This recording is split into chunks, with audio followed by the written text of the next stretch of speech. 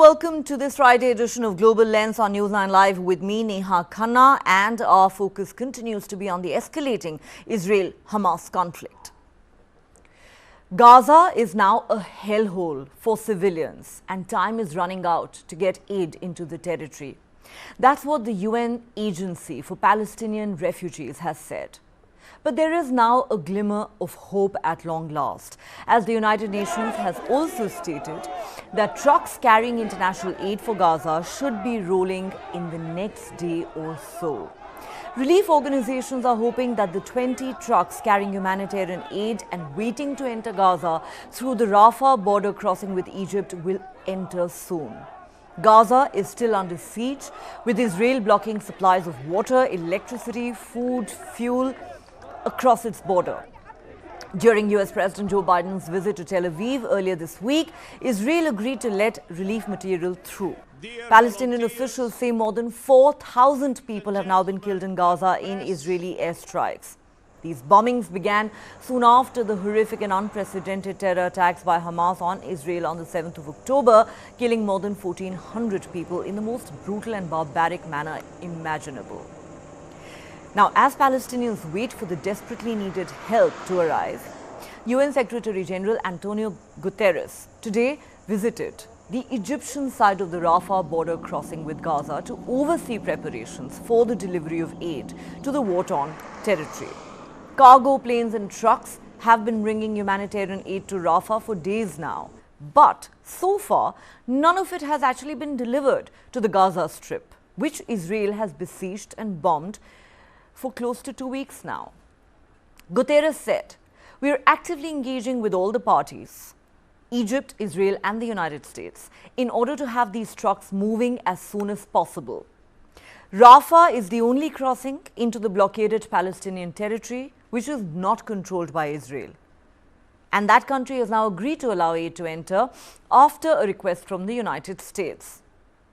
Adding that this must be a sustained effort, the UN chief said, "We are not looking for one convoy to come. We are looking for several convoys to be authorized in a meaningful number to have enough trucks to provide support to Gaza's people." Meanwhile, as the relentless pounding of Gaza continues, on Thursday, an Orthodox Christian church in Gaza City, where church authorities say hundreds of people were sheltering, was hit. Israel says its jets had targeted a nearby Hamas base that was being used to fire rockets at its territory. Gaza's Hamas-run government says 18 Christian Palestinians were killed in that explosion. Earlier this week, an attack on a hospital in Gaza triggered massive outrage, with Hamas claiming that 500 people had been killed. Hamas accused Israel of targeting the hospital. Israel says it was a rocket misfired by the Islamic Jihad that hit the hospital. In the fog of war, there is still no clarity on the exact nature and scale of the hospital attack and loss of life there. Amidst the escalating conflict, with asking just what is Tel Aviv's end game, Israeli Defense Minister Yoav Gallant has said, after the country destroys the Hamas group, its military does not plan to control life in the Gaza Strip. Gallant's comments to lawmakers were the first time an Israeli leader discussed the country's long-term plans for Gaza. Gallant also said Israel expects the war with Hamas to unfold in 3 phases. He said first, Israel would attack Hamas in Gaza with airstrikes and ground operations. Then it would defeat pockets of resistance. And finally, it would seize its responsibility for life in the Gaza Strip. אני חושב שהמפגש הזה הוא מפגש חשוב מאוד. מי שיושב פה מסביב לשולחן מייצג את עם ישראל. כל אחד מהזווית שלו, ולכן לעצם המפגש בפורום הרחב הזה במשרד הביטחון תוך כדי מלחמה יש ערך מאוד גבוה, ואני מתכוון לפרט בפניכם את הדברים. מה שקרה ב-7 באוקטובר מביא למצב חדש באזור ובמזרח התיכון בהרבה מאוד היבטים, ואני רוצה להסביר למה אני מתכוון. החמאס חשב שזה יהיה יום הסמל שבו הוא יודיע על ניצחונו הגדול וייצב מצב אחר והפך את המשוואה ב-180 מעלות. היום הזה צריך להיזכר כיום שבו החל התהליך שגורם לכך שארגון החמאס נמחק מעל פני האדמה, לא פחות מזה. אנחנו מסובבים את זה ב-180 מעלות מחדש, ובקצה מסבירים לכל מי שרוצה לשמוע. מי שמתכוון לרצוח ילדים במדינת ישראל ולהרוג זקנים ולקחת בשבי נשים ולאנוס אותם, אנחנו נמחק אותו, לא פחות מזה. ולכן המלחמה הזאת היא מלחמת אין ברירה. היא אין ברירה במובן הזה שאנחנו לא נוכל להמשיך ולהתקיים כאן ללא הרתעה וללא זה שכולם יבינו שלפעולה ברברית ולהתקפה על מדינת ישראל יש מחיר שהוא מחיר שאי אפשר להתמודד איתו.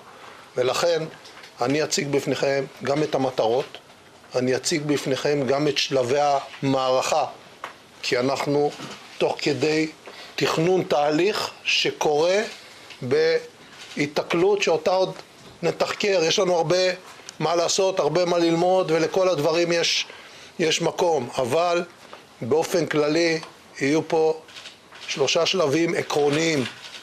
ראשית, אנחנו נמוטט את ארגון החמאס, נשמיד את התשתיות הצבאיות שלו והשלטוניות שלו.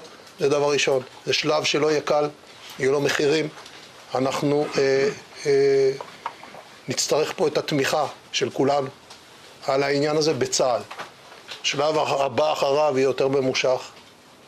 יש שלב של ייצוב המערכת, ובסופו של דבר, באיזשהו שלב, אנחנו נגיע למצב שיש פה משטר ביטחוני אחר לגמרי, יש לנו חופש פעולה מוחלט, ושאין שום איום מתוך רצועת עזה. זה לא יום, וזה לא שבוע, ולצערי גם לא חודש. את זה צריך להבין, אבל זה התהליך. ולכן בנושא הזה אני חושב שאנחנו נחושים, יש אחדות דעות בתוך הקבינט, ואנחנו נעים על הנתיב הזה.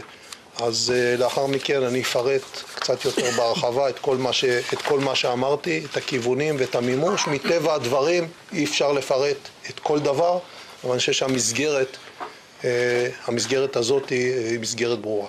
תודה רבה לכם. אני פה עם הלוחמים של גולני, הם באים מכל חלקי הארץ, הם לחמו כמו אריות, אם ילחמו כמו אריות, אתם מוכנים להמשך? כן!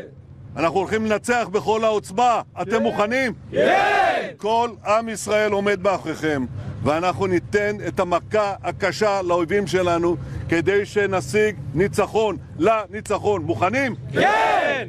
And so we are now actively engaging with all the parties, actively engaging with Egypt, with Israel, with the US, in order to make sure that we are able to clarify those conditions, that we are able to limit those restrictions, in order to have, as soon as possible, these trucks moving to where they are needed.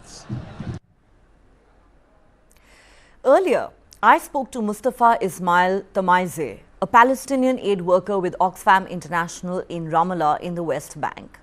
He told us that 20 trucks of humanitarian aid a day, as promised, will be far from enough to help the people of Gaza, who are dealing with an unfolding catastrophe, with endless bombings and a total siege imposed by Israel. In fact, Mustafa says nothing short of 200 trucks of relief supplies a day will be enough to provide salve to the suffering Palestinians who have run out of food, water, fuel, power, medical supplies and pretty much all basic essentials. Listen in. Question is, Mustafa, let's keep our fingers crossed and hope that this desperately needed aid does come in. But there are some fears. What if Hamas seizes this humanitarian aid? Will they let these trucks through? Will Hamas let this aid reach the Palestinian people who desperately need it? Are you worried about that? Listen, I mean, we know the situation. We've been working there, Oxfam and like hundreds of international organizations. The UN agencies are there. We hear that. We know about that concern. We have our like system, robust system in place. We know how to differentiate between people and where to feed those civilians. So now in the Norway schools, in the hospitals, and everywhere. I don't think that's an like strong, reason or excuse to not allow for the humanitarian aid to go in. It's a matter of life. People are dying. Whether we allow the humanitarian aid to go in, of course, we can put the mechanisms to satisfy, according to the international laws, according to the international communities. We're happy to be managed by the UN, United Nations, which is trusted, organization all over the world. The point now, it's a matter of life. If they not allow for humanitarian aid to go in, and it's not 20 trucks, like a minimum 100 trucks per day, that's before the war. Now 100 trucks per day will not enough. And we talk about food, we talk about water, we talk about medicine, and most important, we talk about fuel, because there is no electricity there, and you can imagine the health sector without electricity. So and now we're approaching the winter.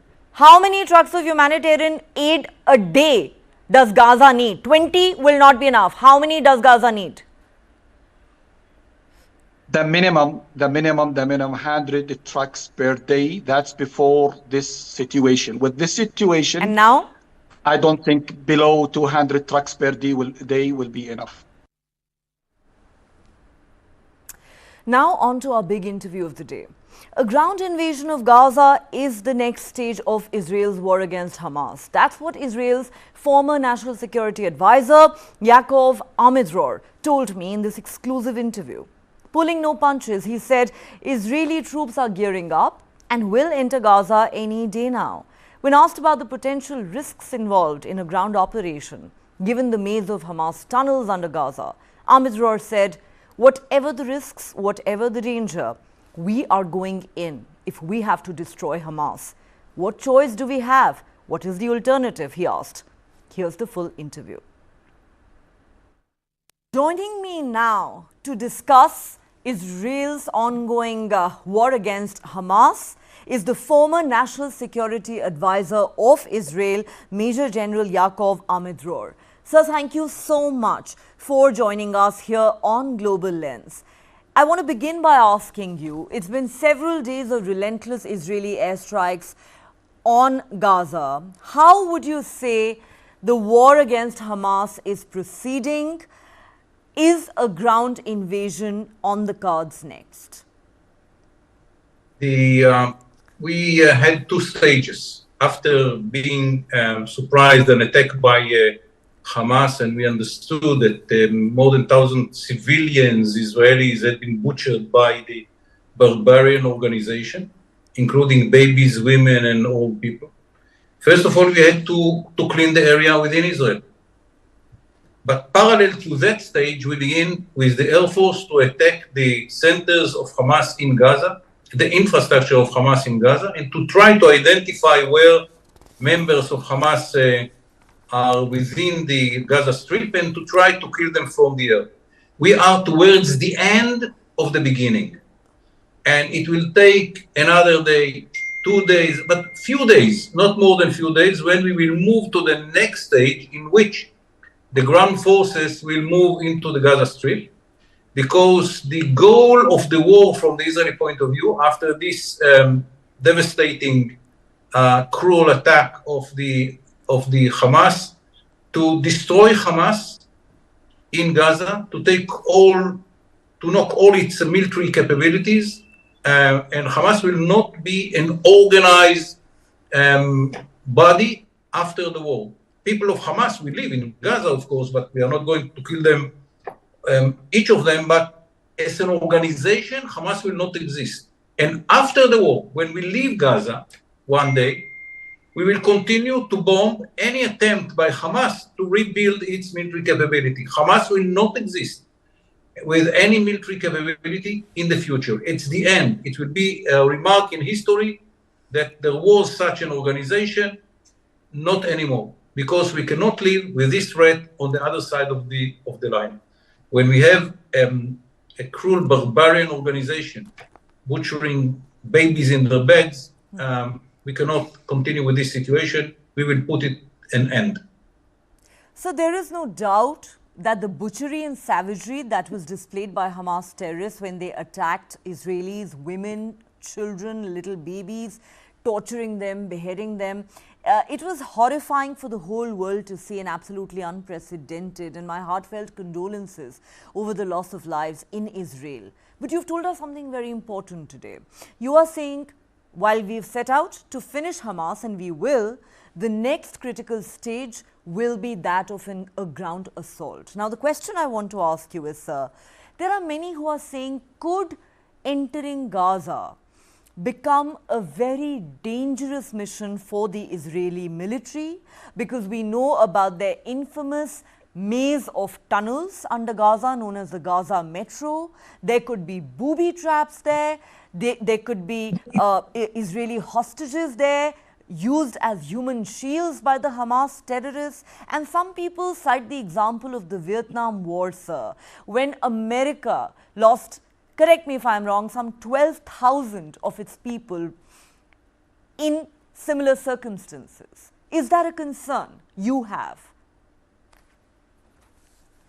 Not at all. Vietnam is very, very far from America. Most of the Americans didn't understand why America is fighting in Vietnam.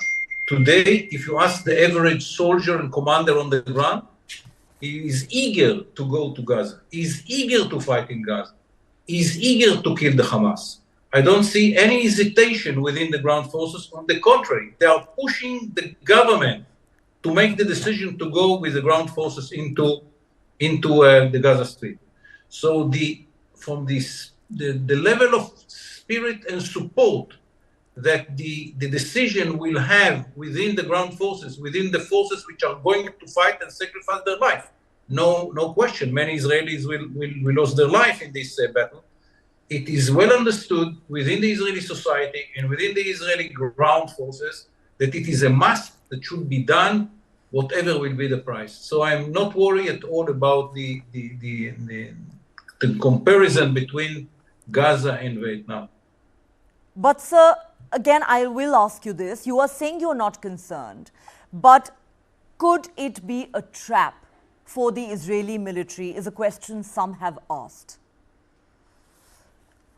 It is clear for every professional like myself, those who learn the history of military operations, that urban war is the most challenging one for the attackers, because it is easy to build defensive system within urban areas. But for that we have the idea, for that we are trained ourselves for years. This is why it is clear for us that it should be done. Again, it is not going to be easy. It is not going to be. It is very challenging. Nothing that we can promise to ourselves about the number of casualties and so on and so forth. But we don't have any other alternative. What is the alternative? To let Hamas to survive as a beast which is ready to kill babies and women on the other side of the fence. And you know, when necessity is the mother of innovation, we don't have any other choice but to make it. And I hope that the way that it will be done by the young officers and commanders which are leading now the IDF will be a good one.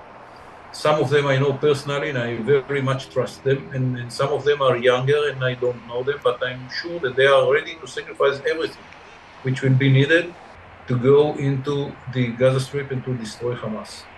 Okay. I'm in no way questioning the professional capabilities of Israel's military, but I want to understand the dangers and the risks involved. You're saying it's not going to be easy, but we are willing to pay any price. What alternative do we have? But sir, are you concerned that the 200 hostages that the Hamas terrorists are holding currently, and most of them are Israeli, may in fact end up as collateral damage as this war intensifies? That's one. And two, with the ground invasion, is there also not a serious risk of Israeli soldiers being captured by Hamas terrorists?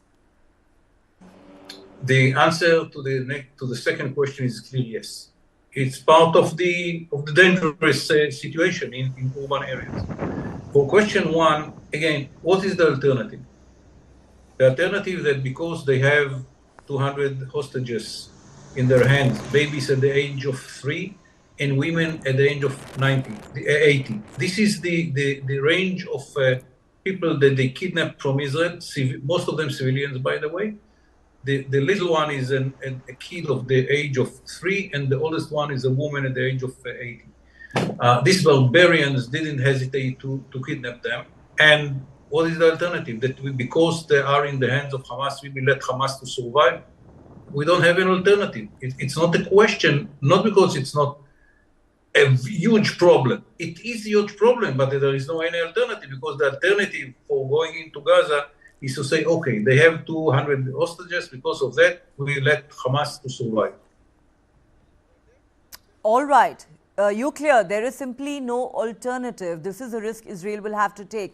Now, sir, I know that you, the Israeli Prime Minister, Defense Minister, everyone has said repeatedly, we want to wipe out Hamas. But I still want to ask you, sir, in this larger military campaign or war, what is Israel's end game? Some will point out to you that the Hamas leadership and the masterminds of those horrific terror attacks on Israel may be sitting far, far away from Gaza, which is being pounded right now, in the safety and luxury of Qatar. What would you say to that? First of all, you are right. They are sitting out in 5-star hotels in Qatar and sending their people to die. I agree with you. And one day, we will have to bring justice to them. And it will happen. But till we will bring justice to them, wherever they will be, we have to be sure that Hamas as a military organization does not exist in Gaza. Because yes, they are the masterminds of the operation, but the operation was done and implemented by those who are in Gaza. So it's two separate challenges. One is to find the opportunity and then to send them to God. The other challenge, and it is not excluded each other, is to destroy Hamas military capabilities, and Hamas will not exist as an organization anymore. And there are two separate efforts which will be done slowly but surely. If you have an insurance company, don't have them any guarantee. So apart from targeting and wiping out Hamas's military infrastructure, you are saying we will go after each of those leaders regardless of where they are, whether in Gaza or elsewhere? Yes, not parallel to the war in Gaza. It's another account which was open, and Israel has patience. In the Middle East, we say that revenge should not be too early. It will take time, but all these masterminds of Hamas brutality don't make him any insurance agreement. All right, and they will not be spared wherever they are. So I know that at this point, the military campaign is only intensifying. You talked about the next stage, which will be a ground assault. But is there pressure from some quarters of the international community on Israel to consider a ceasefire, at least for humanitarian aid to be brought in? I know that a humanitarian corridor for delivery of aid has been talked about and agreed upon, and it might open as early as tomorrow. But is there pressure from some quarters on Israel to consider a ceasefire on humanitarian grounds for delivery of humanitarian aid? Or is a ceasefire completely out of the question? After the visit of President Biden, Prime Minister of Great Britain, which was today in Israel, the Chancellor of Germany, and the other leaders which visited Israel, and what we hear from our friends all around the world, real friends, like Prime Minister Modi, we feel that Israel has the legitimacy of the international community which is relevant to the decision-making in Israel. Of course, there are some countries which are not relevant to the decision-making in Israel. But those which has any real connection with Israel, and we have to take into account their view, all of them are standing behind Israel and understand the need to destroy Hamas. Okay, sir, let's now talk about those who are not standing with Israel. Apart from, the Arab world in general, which is very angry right now over the killings of Palestinians, I want to cite specific examples to you, sir. Israel is carrying out airstrikes on Hezbollah targets in Lebanon. It has carried out strikes in Syria. It has asked its citizens to leave Turkey. Turkey has also expressed a lot of anger over what is happening in Gaza. Iran has issued a threat. It has warned Israel of preemptive action and an earthquake in the coming days. Iran says, our hands are on the trigger. The question I want to ask you is this becoming a war that Israel will have to fight on multiple fronts? What is the question? The question is, sir, is this a war that Israel will have to fight on multiple fronts? We're talking about Hezbollah in Lebanon, we're talking about Syria, we're talking about a possible intervention by Iran, and there is already a fight against Hamas going on in Gaza. The answer is that I don't know. I don't know. I hope that not. But the IDF make all the preparations for a war in the north against Hezbollah, which is the Hezbollah sent in the last 2 weeks Palestinians into Israel to infiltrate into Israel. We killed all of them. And then we are bombing Hezbollah targets on the other side because that was the envelope which allowed the Palestinians to enter to Israel. They are firing into Israel. So it's a very low and not so intensive kind of operation against each other. It might escalate it to a full war. And if it would happen in the next few days, Israel has strong ground forces in the north, which is part of the reserve system of Israel.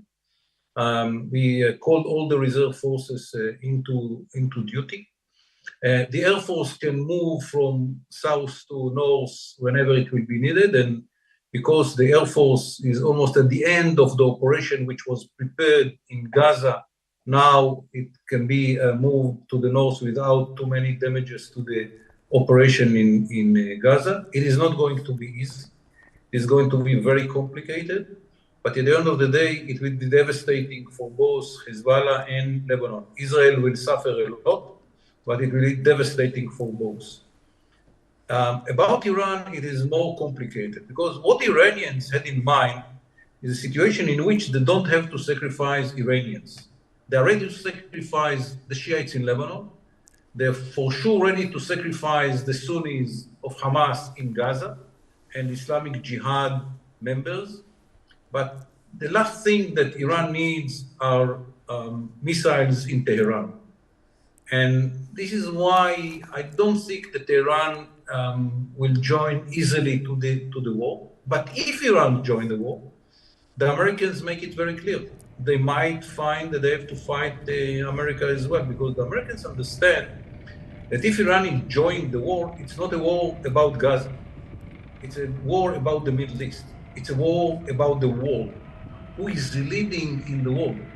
The axis of the evil of Iran, Islamic Jihad, Hamas, Hezbollah, and so on, and other supporters from out the Middle East, or it will be the alliance between Israel and America and some Arab countries which are afraid from the aggressiveness of the Iranians. So the Americans, from their point of view, the involvement of Iran makes the war something which is not just about Israeli security in the Gaza Strip. It is about the situation of the whole Middle East, and in a way with consequences to the whole world. The results of this confrontation between the axis of the evil and the United States allies in the Middle East will be examined not only in the Middle East, but all many countries around the world, from Taiwan to Ukraine.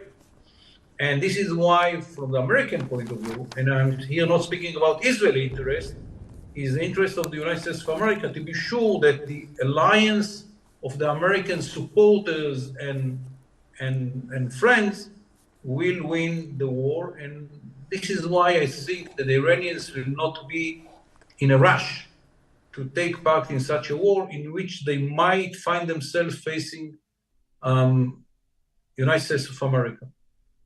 So this is why I'm more cautious about my assessment about Hezbollah. I don't know. It might happen. It might deteriorate when we speak. About Iran, I think that the Iranians will be will take more consideration before they will decide to enter to such a war. Okay, this is interesting. You're saying Hezbollah will need to be careful, Iran will need to be careful because the United States is with Israel. They have also sent aircraft carrier to the Mediterranean Sea. But there has been another important development today, sir. Russian President Vladimir Putin has ordered fighter jets armed with hypersonic missiles to begin round-the-clock patrols over the Black Sea. And this is what he told reporters in Beijing. Putin said he had ordered MiG-31 aircraft armed with Kinzhal missiles that have a range of more than 1,000 kilometers at a speed of Mach 9 to conduct permanent missions over neutral waters in the Black Sea, sir. What do you make of Putin's move? Is he escalating this conflict in some ways? Is he threatening to? I don't know. I don't see Putin got involved in a war between us and Hezbollah. And I'm not sure that Putin is ready to go to a war with America. But, you know, it's something that we cannot take into consideration when we decide to go to crush Hamas. And if Putin wants to save the barbarian organization called Hamas, I think that history will judge him, and I'm not sure that he will win something from that. Okay, you're saying that, we don't want to take this into consideration right now, but given that countries as big as Russia and China have condemned Israel's actions in Gaza, I will ask you once again, sir, is there a real danger of this conflict widening in the days ahead? With US military aircraft already deployed to the Mediterranean Sea, could this conflict widen and involve many other countries in the region in the days ahead? The answer is yes. If Iran will join in and the Americans will try to prevent them, that will have a significant role in the international community, because it is not anymore something between Israel and Hamas. It is more about the American alliances around the world and other countries. So the clear and short answer to your question is yes, but it is more complicated because countries are not running to war to save organizations like Hamas or Hezbollah. But it might happen. It might happen, cannot be ruled out. So may I ask you, how soon, in your assessment, could the next stage begin? You referred to a ground assault. It's been widely anticipated for over a week now. When can we see that happen? I don't know, but at the beginning of the war, I was asked, and I told friends that the Air Force needs at least 10 days, and it is a good time for the ground forces to reorganize themselves, to logistics to be brought to the area. So the minimum was 10 days, but then we have the visit of President Biden, the visit Prime Minister of Great Britain, and I think it's a question of days when the Air Force finish all the needed targets that he should hit, and then the ground forces will come in. But would you say any day now?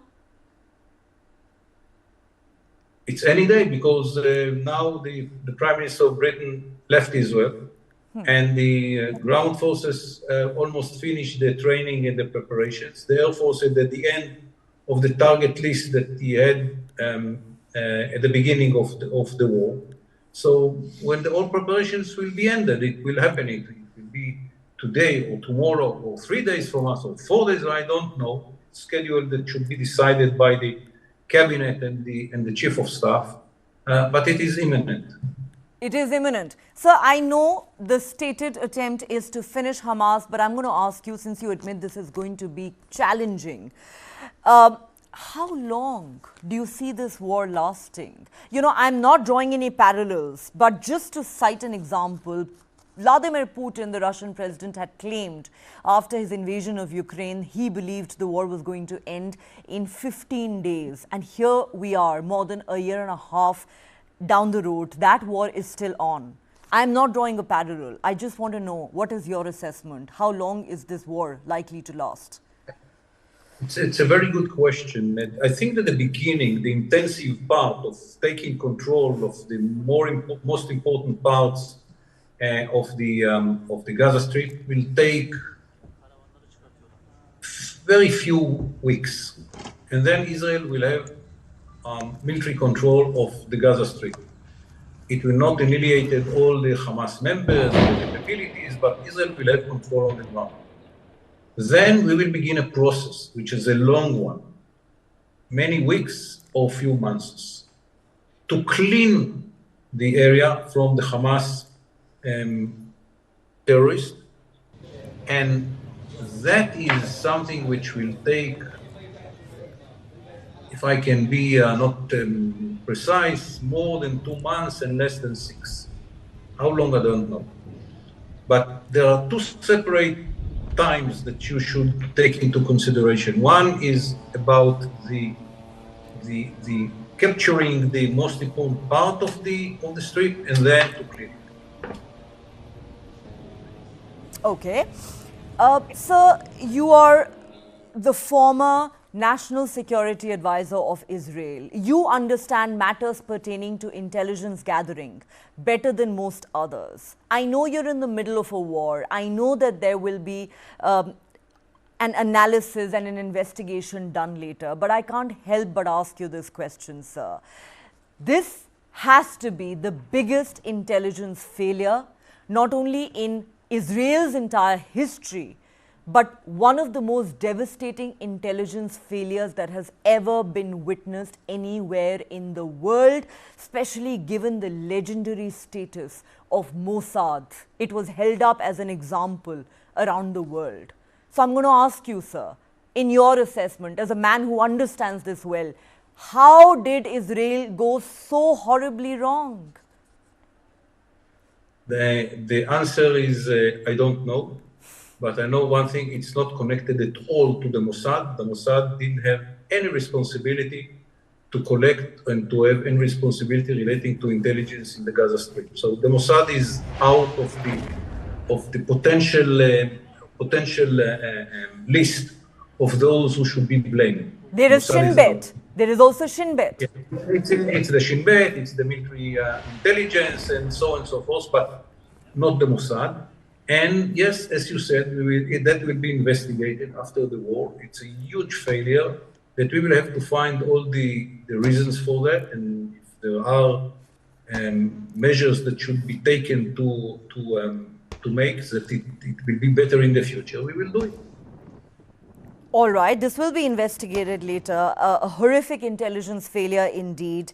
But sir, as we wrap up this conversation, I have to ask you this question as a journalist. You know, when the terror attacks happened on Israel on the 7th of October, like I said, the butchery, the barbarism were unprecedented. The whole world was horrified. And there was a lot of sympathy for Israel. But I'm going to be blunt here, sir. There are many who say, is Israel now beginning to lose the perception war? Not only because hundreds of innocent Palestinians, most of whom have nothing to do with Hamas, are dying every day in Israeli airstrikes, but that attack on the Gaza hospital many believe has caused a lot of anger. I know Israel says we didn't do it, the Islamic Jihad did, it was a misfired rocket, but you know, you would agree, sir, you know this better than most others, in warfare, perception matters. This is as much about information warfare as it is about what's happening militarily on the ground and in the air. So I'm going to ask you this, sir. Is Prime Minister Netanyahu losing the perception war in some ways or to some extent? Is Israel in danger of losing some of the support and sympathy that it had garnered in the early days after those terror attacks? I think that, first of all, it might happen because the war is a devastating situation.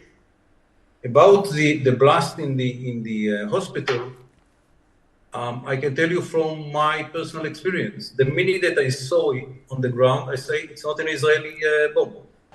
The whole circumstances are much different than any Israeli attack.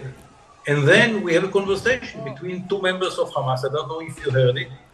And one say to another, it's not an Israeli bomb, it's ours. From the remains on the ground, it's clear that it is ours.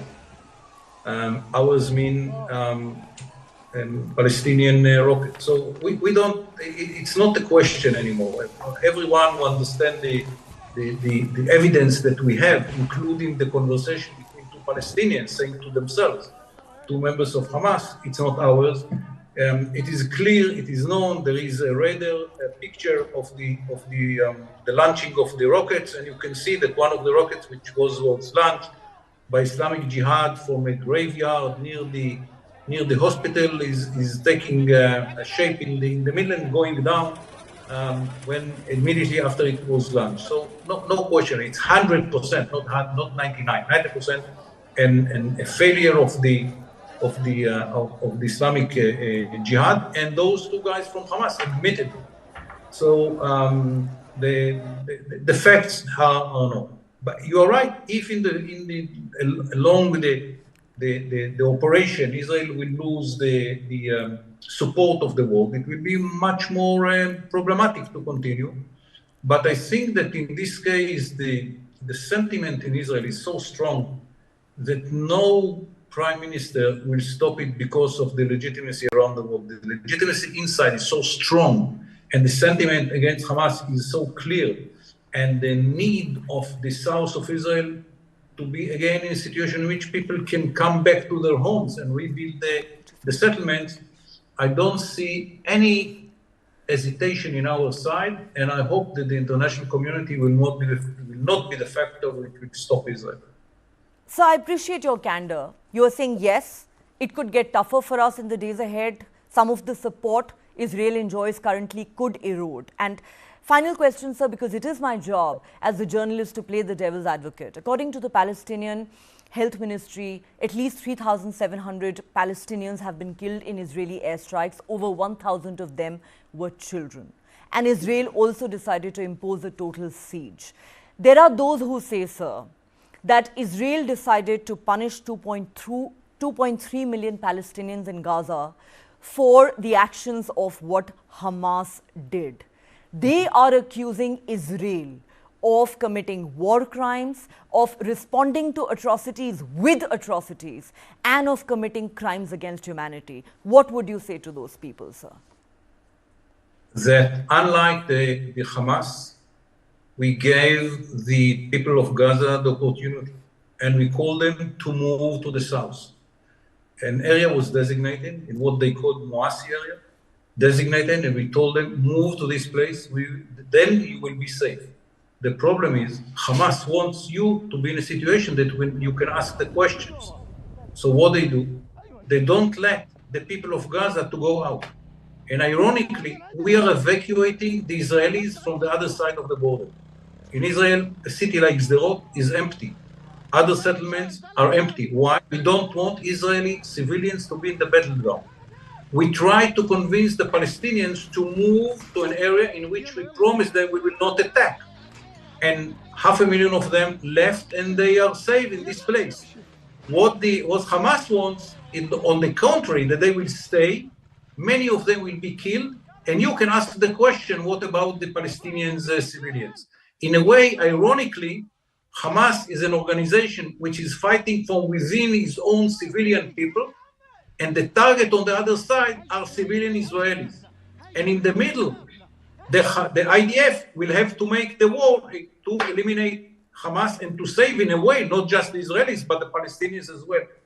So, yes, you are right. It will be a very bad situation.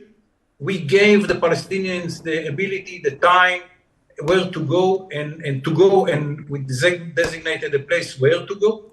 The problem is Hamas wants us to kill as many Palestinians as possible. Otherwise, you cannot ask the question. And they want you, the whole media in the world, to ask Israel this question. And the way to do it is to not allow the Palestinians to leave the battlefield.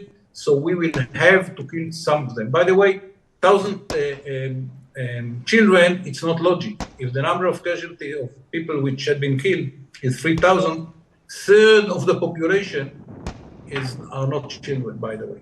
Anyhow. Okay. They say more than 1,000 were children. But, sir, since you said we gave them an opportunity to move to safer places, I've spoken to Palestinian humanitarian workers in the West Bank who are in touch with their families and friends in Gaza. Those people who are trapped in Gaza say, where do we go? There is no safe space in Gaza today. Even a hospital is not safe today. Even those who are in southern Gaza say that any building can be bombed any time. There have been bombings in southern Gaza. People have also died in southern Gaza. So much so, even the Rafah crossing has been bombed multiple times by Israel. That is what they say, sir. You want to respond to that? Yes, we didn't say them to go to the Rafah passage. We designated an area that they know. And no one hit this area. And the Air Force know that it is an area which they cannot bomb. And no one is bombing this area. And if they will move not to Rafah, which we didn't tell them to go to Rafah. We don't want to put pressure on the Egyptians. We told them to go to the El Muasi. They know the area. It was designated. And everyone that will move to this area will not be hurt. They know it, and the Air Force know it, so it is a safe place. They don't want to move, and Hamas doesn't let them, but no one bombed the area which was designated by Israel as the safe place for the Palestinians. Never in the whole war. Okay, you deny that those areas have been bombed, but Palestinians say there's absolutely not a single safe space left in Gaza today. No, I don't deny that Rafah was bombed. We didn't tell them to go to Rafah. They want to go to Rafah because they want to cross to Egypt.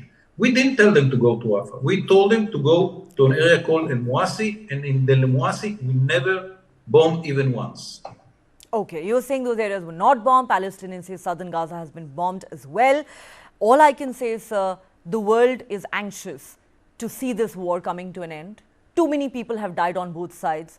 Too many people are suffering in this war. And usually history will tell us there are no winners in a war. But Major General Yaakov Amidror, sir, thank you so much for your time and for sharing with us very candidly your assessment of this ongoing war. Thank you, sir. By the way, there are winners in wars. You won with the BRICS the war against Japan, and the Americans and the Russians won the war against the Nazis, and we will win the war against Hamas. Okay. You are saying you will win the war against Hamas. We're hoping that not too many people will have to lose their lives before that happens. Thank you very much, sir. We hope also. Yes, like I said. Thank you very much. Yes, sir. Thank you so much, sir. Thank you so much.